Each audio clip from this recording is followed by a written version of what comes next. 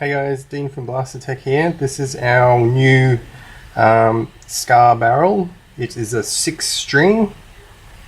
You can see there, 6-string adjustable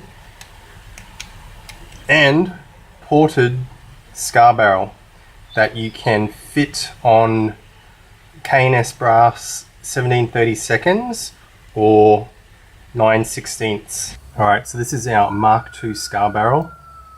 As you can see, it's adjustable like our first scar barrel. It's got some nice clicking here, which you can accurately adjust the rifling of the strings inside. We've got these nice little marks here, which you can line up. Each one is 1/16 of a turn, so 1/16, 1/8, and so on, quarter, etc. So this is an adjustable 6-string scar barrel. 6 strings that tends to hug the dart a little bit more, keep the dart more centralized compared to a 4-string scar. We've tested a lot with the 4 strings, but we've settled on the 6 strings now because of that reason. It encompasses the dart quite a bit more, 6 strings compared to the 4. So you get really good results with it, and consistent results as well. We've added porting too. This come from findings from an Aussie modder, Bradley Phillips. He discovered, and it makes very much sense, that porting vents any excess muzzle blast. You can imagine if these weren't here and your blast has excessive muzzle blast, as the dart exits the barrel, it can put the dart out of control, and of course you lose accuracy there. So the idea with the porting is it vents any excess pressure behind the dart before the dart leaves the barrel, so the dart comes out nice and stabilized, especially with the strings from the scar barrel.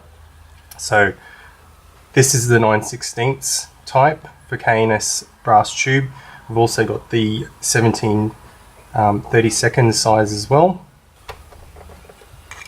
As you can see by this, when you just friction fits over the top of your brass barrel.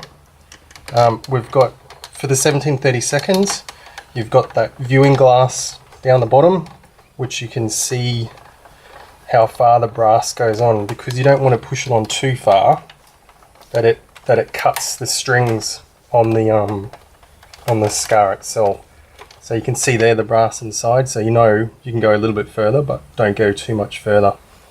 So that's on the 17/32 scar. On the 9/16 you don't have that viewing window because there is a bit of a step down inside, so there's only so far you can push, and it won't go any further.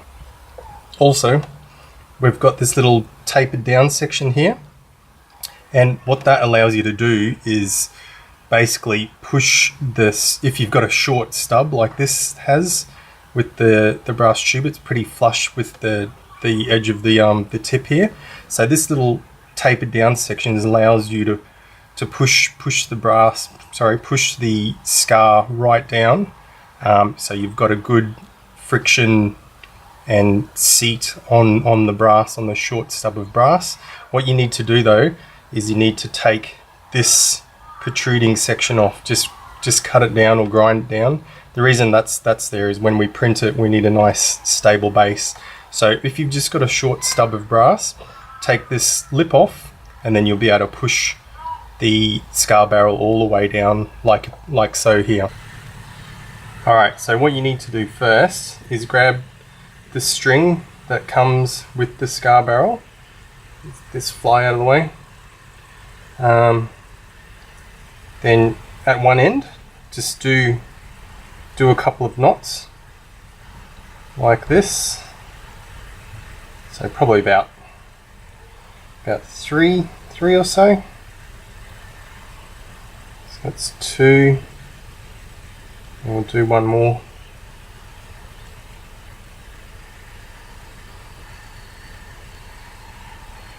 Alright. So we've done the 3 there. So take the other end, find the other end, So this is where you're going to feed it through the scar barrel. So get that bit of a curve, because what you want to do is when you insert it, you want to sort of curve it towards the front of the barrel. So what you need to do first, make sure you get the top of the scar barrel, and how you know that is there's a longer mark here. See how this mark is longer than the rest of them? So you need to orientate the tip of the, see the mark on the tip? There's one there and also on the bottom. Either one, you want to mark that up with the top mark on the barrel itself. So make sure that's lined first. We can start doing the top one. It doesn't really matter which one you do first. So insert it through the hole, make sure it's like that. Make sure it's curved down. So when you push it in, it actually starts feeding towards the front of the barrel. So keep feeding it in. And it should, if it doesn't pop out, get some long nose pliers and you can grab it like that. So then pull it all the way through until it gets to the knot that we just tied in there. So that'll lock in that position there. So what you want to do is make sure the string is in the straight position, like that. Pull it with a little bit of tension and then wrap it over this little V joint there. So in that position there, it'll pretty much lock it in as it is like that. Then we want to tie it off on these nubs here. So that pretty much just locks it and ties it off. All you need to do is just to do one turn around there, make sure that's fairly tight, and then you can get your scissors and trim it off like that. You can do this rear bit too, I like to clean that up as well. So cut that off. So we can do one more. The next one we'll do the opposite hole, because that keeps it all equal then. So you just keep doing the opposite sides all the time, and that'll keep it nice and even, and it'll keep the strings consistently even and tight. So we'll do our three knots again, like so. Alright, so got the knot in my left hand here. Make sure you follow it through, because this is the end that you're going to feed through the scar. So we want to do the opposite side. We've done this one first, so we want to do the opposite side. Get your curve right like that. Feed it through the hole and push it through. There we go. Pull it all the way through. Make sure the knot is locked in there. And again, make sure it is straight. Put it over the V. That'll lock it in, and then tie it off once around those tie off nubs. And again, scissors, trim.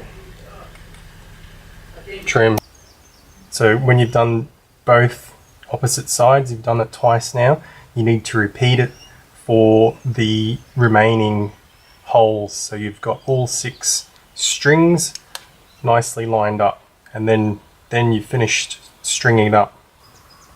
So once you've done, you can probably see, not sure if you can make it out, but you should have all 6 strings nice and straight inside, so it's a straight line. That's when you can see if you want to adjust it. Let's adjust this now. How many is that? That's about a 1/4 turn there. Might be able to make that out. Not sure if that's clear enough. So that's a 1/4 turn. You can play with the settings. I either usually have it about an 1/8 or 1/4 turn. So you can just experiment and see what best suits you. The good thing with this scar is when you finish with it for the day, you can basically turn it back to the neutral position, so the strings are straight. And the advantage with this is the strings are no longer under tension. So yeah, when you finish with the day, you just put them in the straight position, and you can relax the springs. You can relax the strings so they're not constantly stretched over time. So there you go. Thanks, guys.